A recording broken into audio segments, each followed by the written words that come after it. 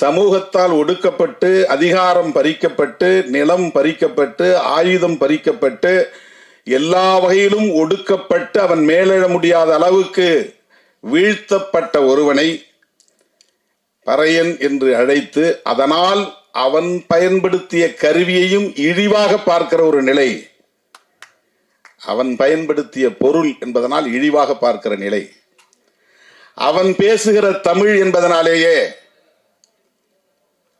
இன்னும் தூய தமிழ் சொல்லை பேசக்கூடியவனாக இருக்கிற காரணத்தினாலேயே தமிழ் பேசுவதை அவமானமாக கருதுகிற புதிய தலைமுறை வளர்ந்திருக்கிறது.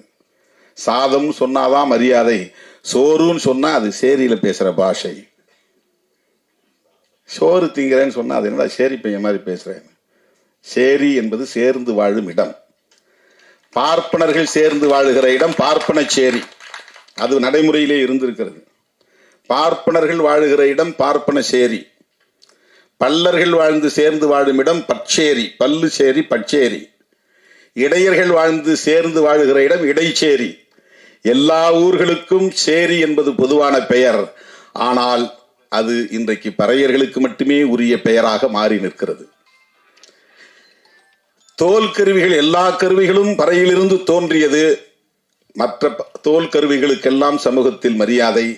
ஆனால் அவன் பயன்படுத்துவதனாலேயே அது இழிவான கருவி, இழிவான பொருள் என்று பார்க்கிற ஒரு உளவியல் இங்கே கட்டமைக்கப்பட்டிருக்கிறது.